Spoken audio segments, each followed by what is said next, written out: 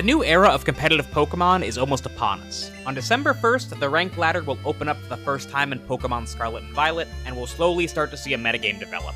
But who has time for things to happen slowly? I'm tired of waiting. It's time to wildly speculate about new Pokemon and their competitive viability. This list isn't going to include new legendaries or any of the Paradox forms. Each of those could, and probably will be, videos by themselves. With that out of the way, here are the top 5 most competitively interesting Generation 9 Pokemon. Obviously, spoilers ahead. At number 5, we have Cyclazar. We saw at Worlds that Cyclazar has a new move, Shed Tail. It creates a substitute and pivots Cyclazar out of the battle at the cost of half its health.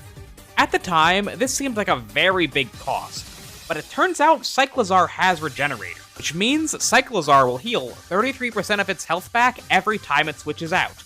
This wouldn't be a big deal if Cyclazar was slow, but it's one of the fastest Pokemon in the regional Pokedex, with a whopping 121 base speed stat. Combine that with its decent defensive typing, and this little lizard is going to be annoying, providing protection for fragile sweepers and giving them time to set up over and over and over again. The first Cyclazar set I would try would be all about supporting its TP. Shed Tail, Protect, Breaking Swipe to mitigate opponent's damage, and Taunt to disrupt your opponents. Give your Cyclazar an item to keep it healthy, like a Citrus Berry, to make sure it always has enough health to Shed Tail. At number 4, we have goldengo, evolved form of Gimmighoul.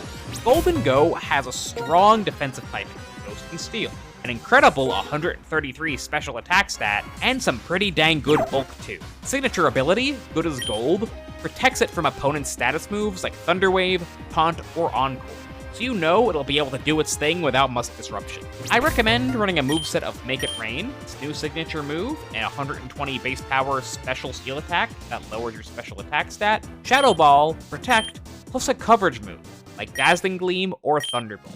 Make sure to give your Goldengo a boosting item like a Life Orb or a Ghost Tag to really maximize on its crazy special attack stat. Goldengo's speed isn't great, so it appreciates a partner Pokemon like Grimmsnarl, and keep it healthy with screens, or control the opponent's speed with Thunder Wave or Scary Face. At number 3, we have Mousehold. These weird little guys are probably the strongest Pokemon we'll talk about today, and I am positive they'll show up in the top 8 of the first region. Mousehold has a pretty specific niche. It is the only Pokemon that has the ability Friend Guard and Learns Follow Me, besides Clefairy. Follow Me plus Friend Guard is an extremely potent combination, because it protects Mousehold's partner through both redirection and damage mitigation. Mousehold will likely take over Clefairy's niche as the premier Follow Me / Friend Guard Pokemon, because while it has slightly less defensive stats across the board than Clefairy holding an Eviolite, it makes up for this by being able to hold a real item like a Citrus Berry or a Focus Sash to boost its survivability, more than making up for the slight stat difference. Mousehold is also fast. At a base speed stat of 110, it can leverage moves like Thunder Wave, Charm, or Fake Tears extremely well. I would recommend a set of Follow Me, Helping Hand, Protect, and its signature move Population Bomb, so it can do a little damage itself. With a Pokemon like Mousehold, there's a million ways to build its moves.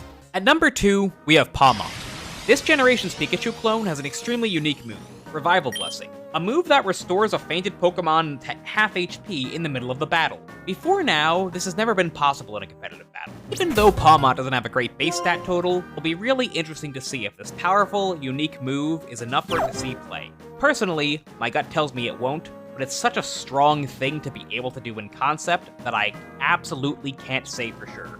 I would run Palmot with Iron Fist to boost its already decent attacking stat on punching moves, and run Mach Punch, Revival Blessing, Protect, and Fake Out.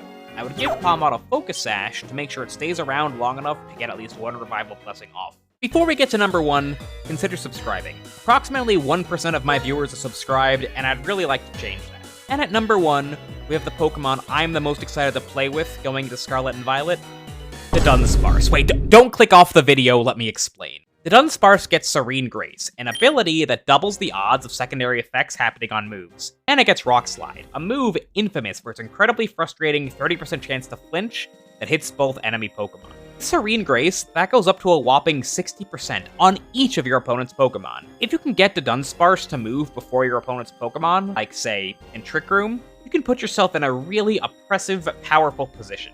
Serene Grace Rock Slide stuff has existed before, but never on a Pokemon with a real respectable attacking stat like the Dunsparce has. You can even use Coil to make sure your Dunsparce is stronger, and to make sure your Rock Slides don't miss.